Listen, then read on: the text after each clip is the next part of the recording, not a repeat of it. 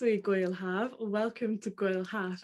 Tonight I am here very late my time, and I have the wonderful Paige Aniyah Morris with me very early her time, because we're possibly Paige is in South Korea, I'm in the UK. It's one of those time differences that doesn't quite line up. Very much. So thank you so much, Paige, for joining me. So Paige is a writer and translator from Korean, and it's an honor to have you.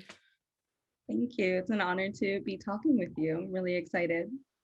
Me too. So one of the many reasons, also really liked the translations you've done, but I sort of wanted to talk to you because we don't interview, or I haven't interviewed, working on broadening the program, many people who are sort of in their early career translators. You know, it's easiest to sort of talk to people who already have books under their belt, but that's sort of just one part of like being a translator, and they all get to success stories where they got books under their belt. So we're going to cover today a little bit about sort of being at those earlier stages in a translating career, and also about Korean, and about the Korean language. And yeah, so could you start with a little bit about what you do and how you came to learn Korean? Sure. Yeah. So I am a very early career translator from the Korean, and it actually was a sort of accident that I stumbled into learning Korean. I went to schools throughout my entire kind of elementary and middle school education where we didn't learn foreign languages. So it wasn't until high school, yeah, that we started Oh, having, yeah. So I'm from New Jersey. I don't know if that has anything to do with it, New Jersey in the US, but no foreign language education. I get to high school, and the only foreign languages that were offered were Spanish and Latin. So I took both and finished both, and was kind of, I really liked learning languages and was looking for, more opportunities to do so. And I had a history teacher who had specialized in East Asian studies and cultures. And he said, I think one of these languages will keep you busy, try Chinese, Japanese, or Korean.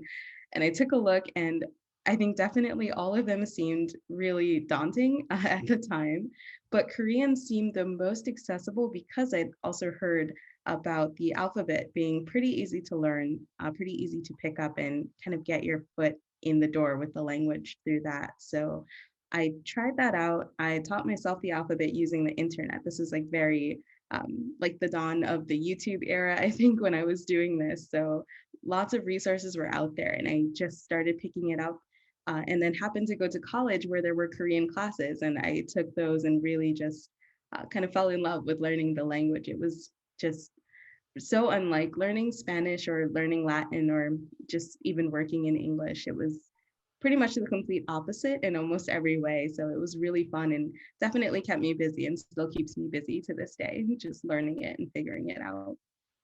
did you sort of know it was languages you wanted to pursue, or were you like pursuing, was it like sort of a side, a side subject? Yeah.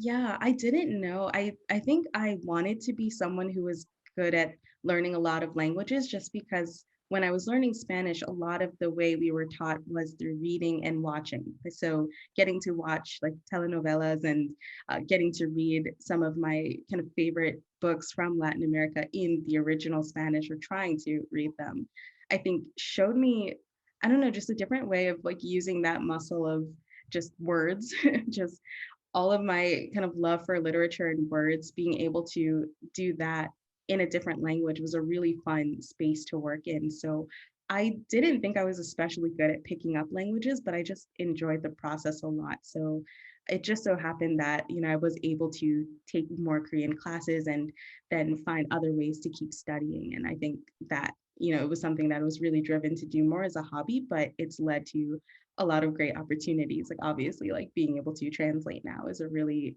cool, just a cool thing to be able to do, especially if I, told my high school self, starting out learning the alphabet, that I would be able to do this someday. I would not have believed that. So it's really great. Yeah, absolutely. It's so impressive. And did you sort of what is different or particular about Korean as a language, and what are sort of the joys of Korean, like the things that make it special? Yeah, I mean, I think it's just it's truly a special language all around. I think in addition to the alphabet being very easy to learn, for example, I think the history of how that came about is really cool and kind of one of the first things we really learned and covered in college Korean classes. So essentially, the story is that at the time in Korea, there were all sorts of kind of Chinese script based alphabets being used to write the spoken sounds of Korean. And because of how kind of difficult it can be to memorize the characters and to really study the language, it was pretty much only the upper classes in Korea at the time could read or write or kind of have any kind of literary conversations. And so I think in the 1440s, the king at the time, Sejong the Great, who is pretty much the subject of like any, Korean essay contest, topic, like he's revered, and for good reason. He basically sat down and said, all of these characters are difficult and people cannot read this. And so he created an alphabet system where the letters are pretty much shaped like the mouth when you pronounce the letters or the sounds. And so you can kind of see from each letter kind of how it's going to sound. And the sounds are pretty consistent across, like they're pronounced pretty consistently, no matter what word you find them in. So he kind of wrote out these kind of characters, but they, resemble something that is more tangible, I guess, than trying to memorize, is this a character that looks kind of like a tree or like a person? It's pretty straightforward. And then those characters are kind of grouped into syllable blocks. So when you see a word, you can see not only what sounds are in each syllable, but yeah, like how many syllables are in this word.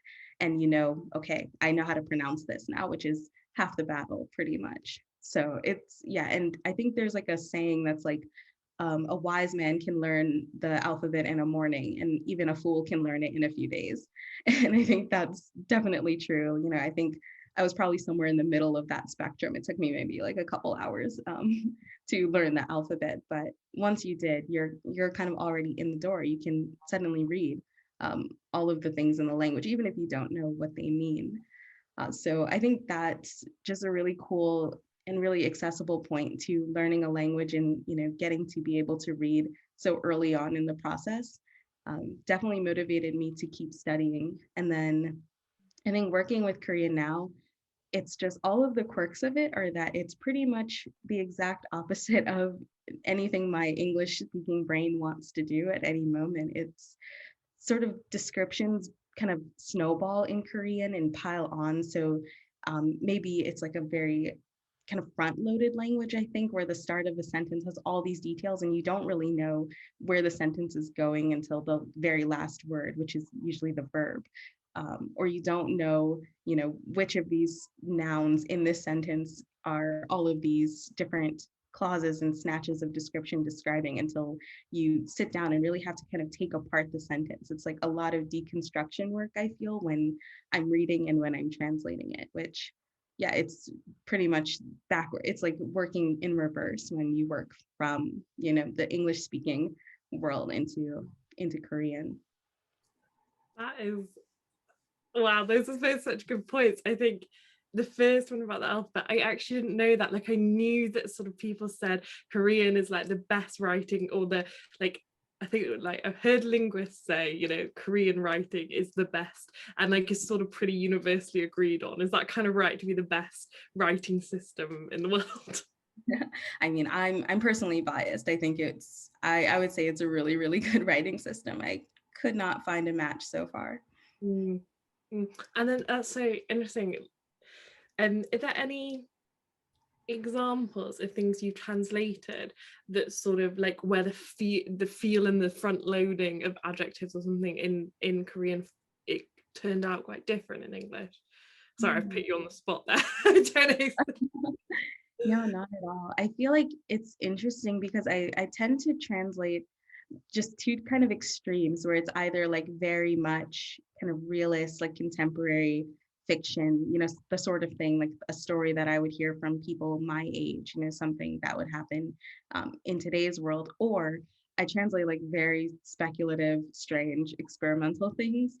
And so I find that when I'm translating more contemporary stuff, it does take a longer time because I think trying to find a way that all of those pieces in the Korean kind of fall into place in a way that makes sense in English, um, and makes the story, I guess, more relatable because it's supposed to be very relatable. I think it takes a longer time to do that, kind of working in reverse.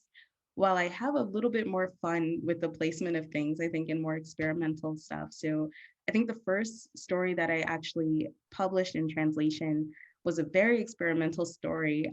It was called I Already Know the Answer, But, and it was co-written by two writers. Yeah, Lee Sang-woo and Park Seo-mae. Yeah, so if you I want to loved talk it. about I it. thought it was so beautiful. I thought it was really, really beautiful. Oh, thanks. And yeah, that was like my first published translation and a total challenge because the story itself, I think, is playing with the fact that, you don't always know who the subject of a sentence is in Korean or what their gender is or who is speaking or, where the sentence stops and starts, where thoughts start and where narration begins. It's a story that's playing with all of the kind of wonkiness of the Korean language. So I felt more like I could kind of keep a lot of that kind of, things that felt like they were backwards or like kind of out of place in English at first. I could keep a lot of that in the translation there because it's, kind of playing with the fact that you don't really know exactly what is being described here, or you don't know exactly, whose mind are we in. So it was a really fun challenge to work on that one. And, I think that's most like a process of just kind of carrying almost directly the structure and the form of the language over. Whereas like other things, I definitely take a long time to figure out, where in the world can I place this like dozen word clause, where does this go in English? How did you say, you mentioned that that was the first one that you got published? Was that the Mm. first one, out of sort of an academic context that you'd done, or had you sort of been doing a lot and not getting, sort of what was it like? How do you pick? How might a translator, someone who wants to be a translator, go about finding those first short stories? Sorry, lots of questions in one there. Yeah, I mean, I think absolutely. I'm sure this is the same for me as a writer, and then for me as a translator, that there's like a drawer of stuff that will never see the light of day that happened before the first thing that gets out there. So definitely, I'd been working on just sort of personal projects, I guess. I started translating, um, I guess, kind of a little bit in earnest as an undergrad. I was actually invited into a professor's research project on locating queer Korean stories. And he was working on an anthology of translation and, knew I was taking Korean classes, knew I was like really into figuring out what was going on in the Korean literary scene. And I was definitely not prepared at all to be translating anything at that time, but it was a great learning experience to get to read these different things and try my hand at it. Then I spent a few years in Korea on a Fulbright grant. And while I was there, I just kept on coming back to bookstores and wanting to read things and just feeling like, well, nothing's in English, like I can't do this. But then I was like, well, there are a ton of books here in Korean, and I guess now is a good time to try to really be reading those. And as I was reading a lot of books I found during those years, I was like, okay, I really want to be like telling people about these and like talking about books again with other people. How do I do that? Because the books are in Korean, and the answer seemed obvious. Maybe I should just translate some and see what other people think. So I think a lot of my practice translations were just snatches from books I was reading that year, or just short stories that I discovered kind of online, just browsing like internet literary magazines. But when I came back to the US, I came back to do an MFA. And while I was there, I was just missing, reading Korean stories and, being in that scene. And I found out, I was just like asking around, like, does anyone know anywhere that I can like read Korean stories or like see stuff in translation? And there was a journal, Nabilera, which is the journal where the experimental story was published. They were basically a kind of all volunteer team of translators, reviewers, people just really passionate about Korean literature in translation. And I reached out with like a very enthusiastic email, and it just so happened that the next issue coming up was one of this kind of experimental literature that was really taking off in Korea at the time. And I was really excited, but kind of terrified to like have that be one of the first things I would be translating with the goal of publishing. So yeah, it came about just by, me being very desperate to like be back in this world. And it just worked out that, there were other people out there also working on the same thing, and they were really encouraging and allowed me the chance to try my hand at translating that piece. Is and then you sort of have got a few more pieces subsequent to that. Sorry, also like just kudos to you. Like that's just a great story. But you've got a few pieces subsequently. Did they sort of, is it word of mouth? Like, is it sort of more of the same, like just reaching out and being a bit bold?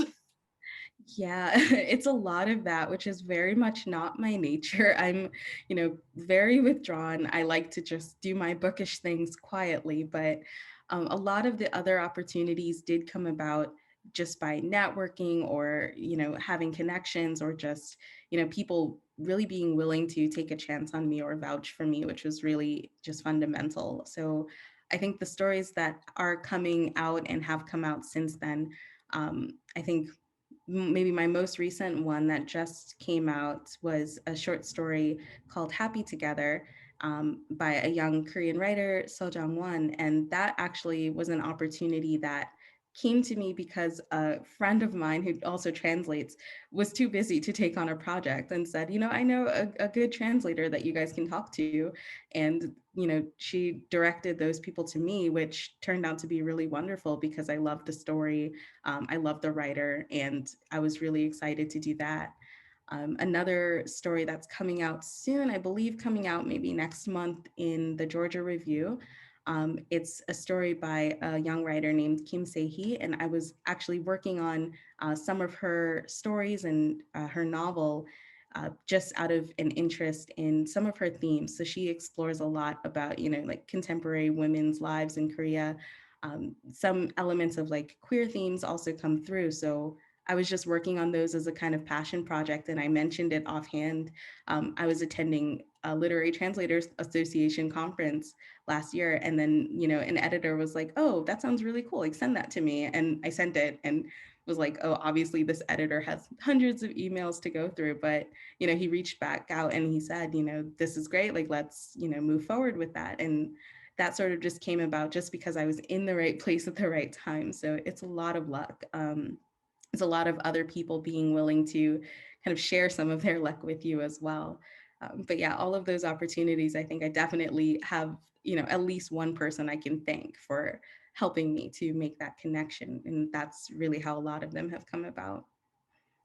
Is there a sort of myth that you would like to bust for like a younger version of yourself? Oh, yeah. I mean, I think younger me had a lot of just idealization and romanticization of the publishing industry as a whole. I think as a kid, I was like one of those kids who already knew I want to be a book editor or something like that when I was really young. And obviously, I learned a lot since then about how difficult it is, and just how many kind of hurdles exist on the way to being able to do that. I think for younger translators, and I just still have to keep this in mind myself, there are a lot of people who are sort of in these positions of power that, on the way to getting to those people and getting your work in front of those people, there are so many other people who just, if they're willing to, read that email or take that chance that day and say, let me give this a look. It's all just this process that depends on so many people being willing to do that. And it's something that can be discouraging, I think, to realize that it's not as simple as like, if you're good at something or if you really care about something, it can happen, just with one stroke of luck. I think it takes a lot of different strokes of luck. And I think you have to be prepared for that. And yeah, hopefully develop some stamina over time with dealing with rejections, or dealing with just silences, or dealing with, you know, just not knowing what's going to happen from day to day. Yeah. Yeah. And sorry, I cut you off there. Do you want to? No, yeah, that's my advice to my younger self and also to other people who are starting out and probably hitting these hurdles and feeling really frustrated. What frustrates you at the moment? So like there's sort of been a little bit of a theme. I had one translator who I first spoke to, who was talking about how just the pay is not reliable enough for somebody who doesn't have a safety net already, and therefore obviously it's already a position of privilege to not need to have a safety net behind you to be able to take the pay.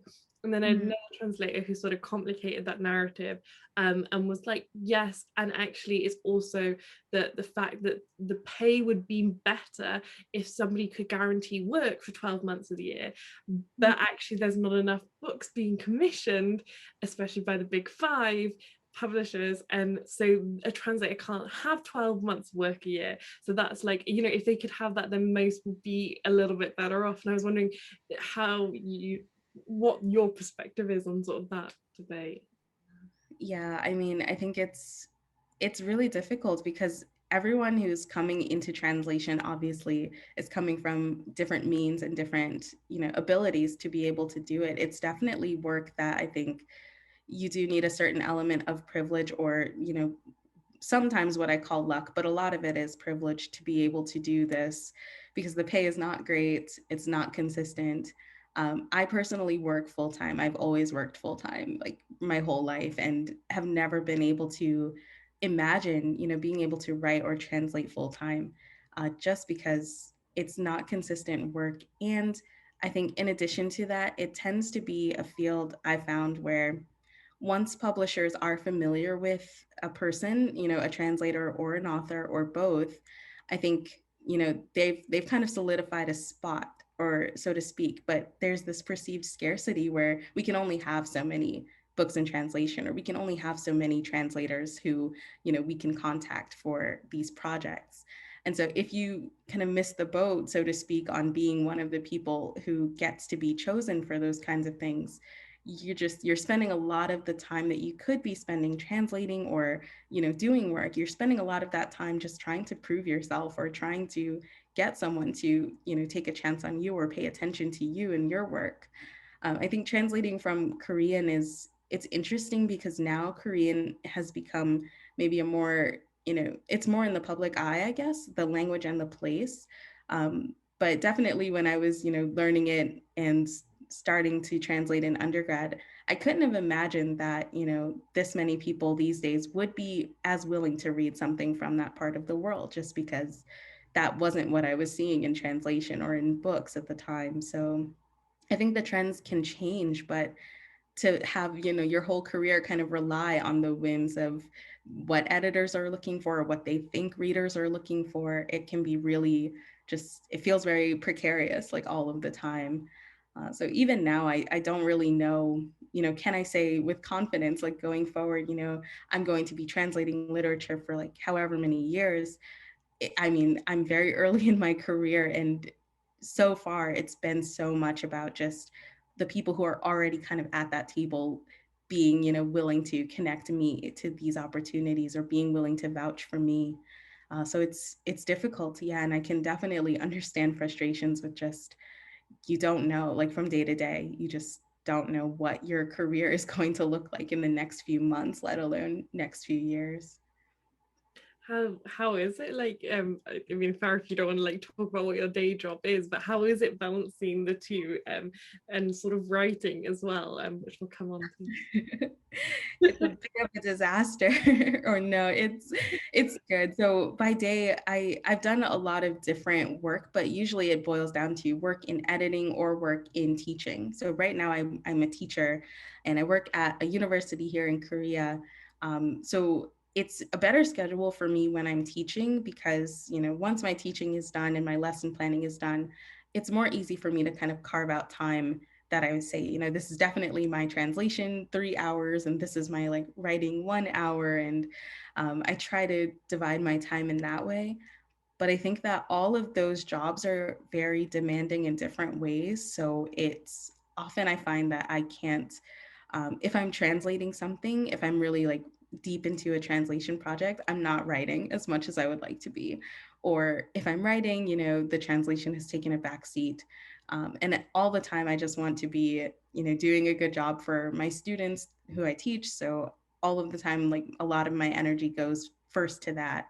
And then kind of what's left over gets to be used for my more creative endeavors, which, I personally don't like having to prioritize in that way or, allocate my energy and time in that way. But yeah, that's kind of the reality of just knowing that one of these things will definitely pay the bills this month, and then one of these things probably will not, but you'll enjoy doing it. So yeah, it's definitely difficult to balance, and I think I'm not able to take on as many opportunities as I'd like, or you know I take even a long time to read. I'm not able to read as much as I'd like in Korean or in English. So yeah, I think working full time, it can be obviously fulfilling in that you get your kind of bottom line squared away. Um, and also, I feel like I learn a lot from just having like a normal people job, so to speak. But I do think, it's one of those things where you just dream of being able to have all the time in the world to do the work you love to do and know that it will be kind of valued and that you'll be able to make a living off of that work alone, which it's a really rare thing, I think, in translation. Yeah. Okay. You summarized quite a few thoughts I've had there. Definitely relate. So how do your writing and translating interact with each other? I noticed that you sort of said like when one gets busy, the other takes a backseat. Is that because they're, just that time? But is there any element of like they feel like adjacent skills or like skills that are sort of drawing on the same bit of your brain, or like how do they interact with and sort of feel like for each other? Yeah, I mean, for a long time, I really thought of them as very separate muscles and tried to separate them actually for fear kind of like corrupting one with the other, so to speak. I think I think starting off, I was really anxious about doing too much of my own writing in my translating or imposing a lot of my own sort of quirks and interests on the language of the translation. And I think I've gotten a bit more relaxed about, that because I think that's natural or inevitable. A lot of translating is working through the language in my own head, which is also what writing is. And so what I put out has already kind of been filtered through me. So I guess I don't need to worry as much that my influence will be there because, of course, it will. So I think I've now been able to I have to kind of toggle between, but I do think that I've started to see them both as being very related skills where, in both I'm manipulating language in some way. The difference being that, someone else has at least plotted out the story when I'm translating. And, I do know that, there is a way that this will end and I can have a certain reading of this versus just kind of going it alone when I'm writing and seeing, what my own mind can come up with for structure. But I think that in terms of the way that putting down sentences works, it's very similar for me. But I just find that because they're so similar, now I feel like that's another reason that I have to kind of keep them separate, just to make sure that, I am making a clear distinction between working on something that someone else has also had this relationship with, like a writer of a story has had a different relationship with it than me as the translator. And so I want to treat that as like a separate process than, yeah, just I feel like I'm a little bit more kind of careless or carefree, I should say, in my writing. And I think I can be that way as long as that's like separate and that's its own thing. But yeah, just I think as of late, it's just that my own writing also is so uncertain. It's another career that's full of uncertainty. So it's like, I don't know if this will actually even be a story in the end. So, I can't devote time to that versus this is a story that's already written and it's just up to me to bring this into a different language. So I think I also just tend to prioritize based on what seems accomplishable at that moment. And it's often, translation will seem more feasible one time. And then another time I do have some idea or some kind of motivation in my own writing. And then I think at that time it's more feasible to work on that. And that uncertainty is sort of like a hallmark of an early career, maybe any industry, but certainly early career, anything literature related. And sort of people talk about dealing with it in slightly different ways. You know, like a way that I deal with it is like by putting things on social media and then I have to have it finished. Like if I've got this in my head, like I'm gonna do like, you know, a poem a day for a month, well then I've started and I've told people I'm going to be very embarrassed if I don't finish, and so that makes me finish things in a way. Is there sort of like techniques that you use to sort of deal with that uncertainty and to like help yourself get the best out of yourself? Yeah, I mean, I think I don't use social media as much as I maybe should, but I think I And do definitely it's don't definitely recommend. not a waste of time. I like, yeah, no. Yeah, I'm like barely managing having a Twitter presence, but I think that I do use a similar tactic of just, I think just being like at a point in my life where I just started saying like I am a writer and I am a translator, like just naming those things was really kind of game changing for me, just because until then I really feel like it's one of those things that can be seen as, you know, a hobby or as a side project or just, you know, something I do in my spare time. But to give that a name and to, you know, have that be a part of like how I identify, like it's really important to me to have a role in the literary community, and to name those roles has really helped me feel like, okay, um, even if I have not, you know, written anything in my like novel in progress or something in a few weeks now, you know, I still have this part of, you know, this is still something that I feel is a part of me, is like being a writer and being someone who writes and I will write again, right? It's like a commitment to myself in the same way. I only really started calling myself a translator like last year, even though I had been obviously working on things and very interested in this for a while. Um, but just being able to like name that, I think also, in addition to making it more tangible and real for me, I think it legitimizes what I do to other people as well, like especially in when working with Korean publishers to, you know, talk about, you know, can I translate this story and like here's where I want to submit this, and working with them in that partnership. Really all I had to do is just email like, hi, I'm a translator and I'm interested in this. And that took me so long to just figure out that that's what I could do, other than just, you know, feeling like I had to apologize, like, oh, I'm just, you know, I just graduated from school and I'm really interested in this, and, you know, kind of stumbling over myself to say sorry when all I had to say was, you know, this is what I do, and, you know, make that kind of real for both me and for the people I'll work with. So yeah, I think maybe I'll do it on social media too, and then I'll really write the book. But for now, I think just saying it to whoever you're coming up against will it counts for a lot. I think that is incredibly solid advice, especially to young women.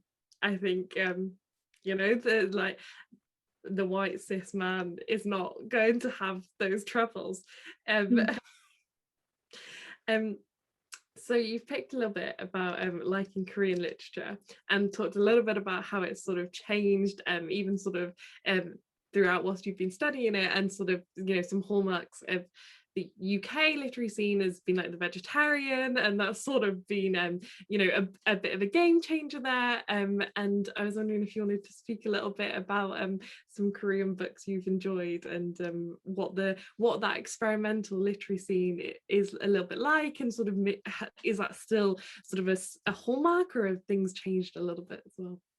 Mm. Yeah, I mean, I feel like I'll never be able to read as much as I want to be reading, but do, I'm very intentional when I'm looking for things I want to read in full. Like I'll often read like short stories or things that I see around just to see, or just to keep an eye on, yeah, like what are people talking about? What books are resonating with people right now? And then I also kind of do my own research in terms of like, what do I think is here, but I'm not seeing in these conversations that I would really like to see. So I think for me, starting out, I was really interested in stories kind of from the social margins, because I think there's this view of Korea, if people know about Korea, it's usually through a lens of like, this very conservative, kind of rigid society. But there's like a very vibrant literary scene that's dedicated to discussing issues of feminism, discussing issues of like queer life and queer writing. And like now that trend is starting to be reflected in what's being translated, which is really cool. So I think I really have enjoyed. I think it's coming out soon. It's coming out this fall in English translation, actually. But I really recommend Love in the Big City by Sang-young Park, translated by Anton Her. It's just it's everything that you really just would be shocked to see in a Korean novel if your only exposure had been, I think, the sorts of things that I was reading as an undergrad being translated from Korean to English. It goes against like all these notions of like a conservative or just, kind of moody, melancholic Korean novel. It's just really fun. It's a really wild romp. It's very queer. It's great. It's really funny. I really enjoyed. I got to read it. Got to read the translation and got to read the original as well. And definitely recommend that coming out soon. I feel like sci-fi and speculative fiction are also starting to get a new life, both in Korea and in translation. I think in the English market too, I feel that those genres were often kind of seen as niche or kind of pushed aside or not really relegated to like literary conversation, so to speak. But it's been really cool to see a lot of Korean speculative writers getting their due and also getting translated. So I really enjoyed. I've been reading some Kim Bo-young, also a collection that just came out in English by Sophie Bowman and Sang Yu as the translators. I'm Waiting for You by Kim Bo-young it's really cool, really weird sci-fi, and I'm really enjoying it. And then yeah, in terms of what I'm reading now that I'm also really excited to translate, there's a new young writer named Hee Jung Her, and she's doing pretty much exactly what I was looking for when I was on my own kind of search for like what I like to read in English. Does this exist in Korean? And it does. And it's her work, and it's speculative. It's kind of like folktale-esque, fairy tale-esque, but also there's some sci-fi, there's some just completely unexplained surreal moments. It's like everything that I really look for when I'm looking to be surprised by something. So I'm working on some translations of those stories now, and I'm excited to share those. So yeah, that's what I'm reading lately, and I really recommend everything that's coming out. Please read it. It's a lot of good stuff coming out from Korean. Oh, I'm sold. Very sold. Um, Incredibly sold. Is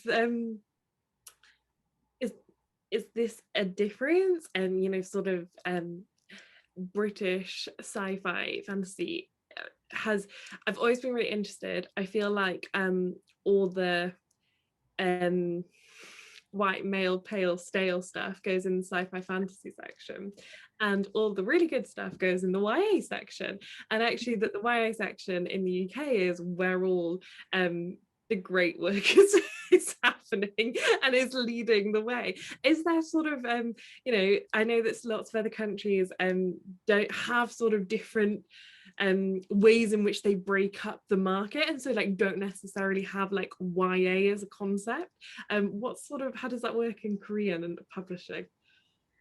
Yeah, I think there is a distinction, but I also agree that it seems like the what is considered YA, or in Korea, I think it's mostly just there's like children's literature, like very young children's literature, and then there's like youth literature is like kind of what it's called.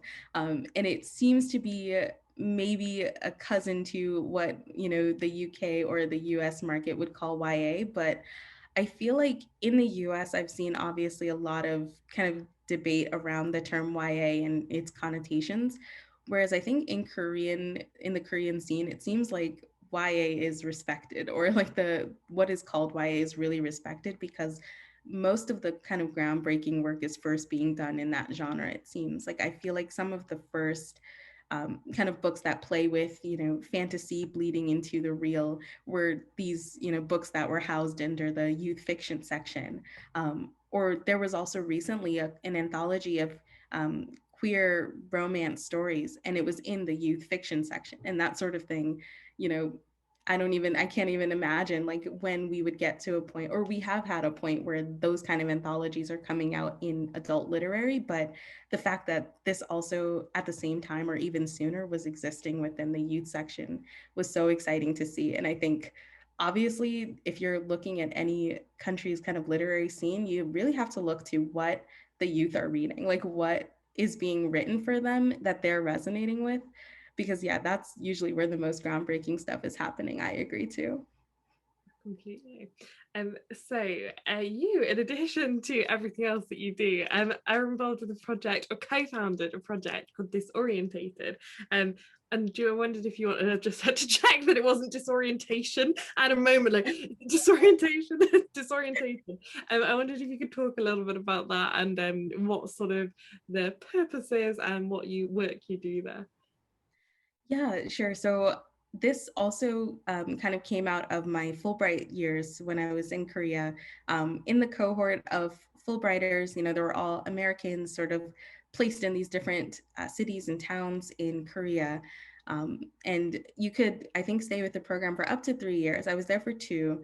And during that time, I really learned a lot about myself just through how different everything was to my expectations or to what I was used to. I'd gotten used to like a very specific kind of experience in the US. I grew up like in a very ethnically diverse and very otherwise diverse city, and then went to study at a predominantly white university where a lot of people were wealthy. And so I had felt a kind of isolation in that moment.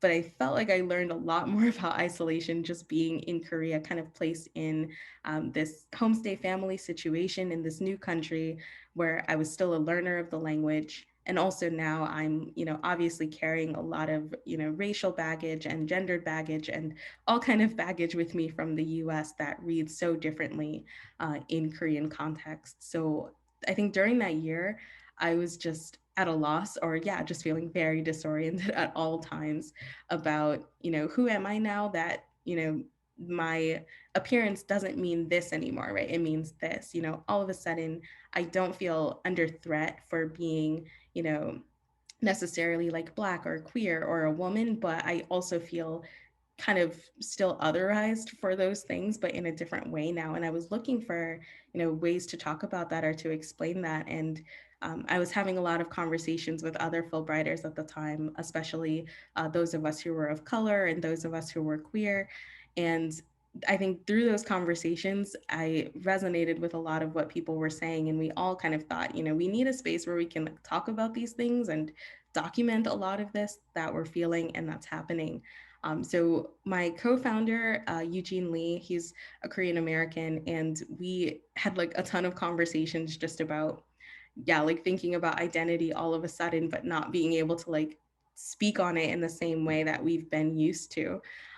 And we decided, yeah, we wanted to have a platform that was international. We could invite in people chiming in kind of from all over the globe with their experiences of taking these like American identities that we had and trying to put them into perspective and into context in wherever we were. So we were writing from Korea.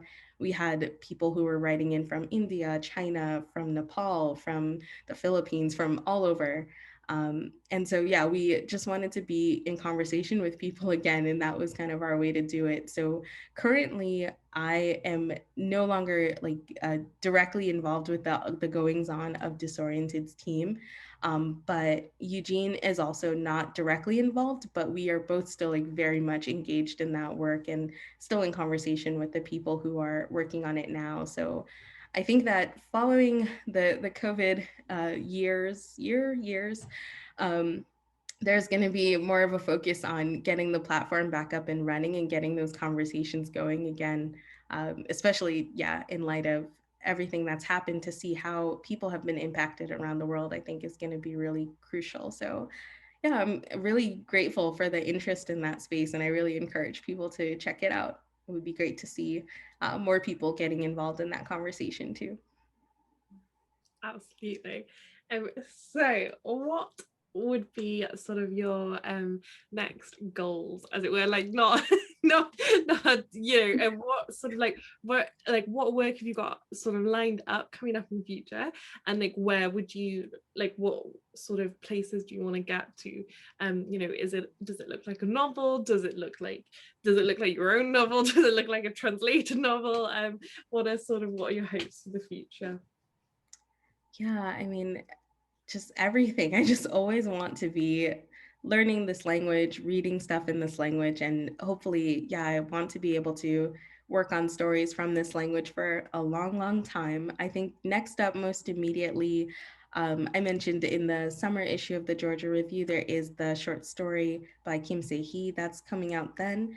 And I am working on the full length collection of those like weird fantastical, speculative short stories that I'm really, really loving right now. So hopefully I will be able to, you know, have something tangible to show for that and be able to share those with people soon. But of course, everything moves at a snail's pace in this industry as well. So who knows what that would be. But yeah, I think in the meantime, I am working on that. And there are other short stories that are kind of lined up. There's one I'm trying really hard to find a good venue for, so I will keep working on that. But it's basically a kind of sci-fi, it's an interstellar queer love story, or just kind of relationship story that's set on different planets, kind of in a future, an undefined future from right now. So I really enjoy just getting to read stuff that I like and then hopefully be able to bring it to more people that I can talk about it with in English as well. So those are coming up next. And yeah, in the very far future, I do hope that there can be novels, both my own and translated. And yeah, I think I always just want to be able to be reading stuff and be excited by stuff and then be able to bring that to more people. And that is the perfect tone on which to end, and to let people go and think on that a little bit further. Paige, I can't thank you enough for giving up your time. And I know it was your birthday as well yesterday, so a huge happy birthday. Thank you so much. Thank you so much. Thank you. It was really great to talk with you. And yeah, I'm really, really excited for checking out the other festival events too. Looks like a great lineup. Thank you. I hope you like it. And if anyone like sort of wants to see some of the rest of that lineup, you can click down below. You got to be watching it on our YouTube, so it's somewhere down below. You can see all the rest of our videos from the festival. And thank you very much. And bye. I'll sort of just end.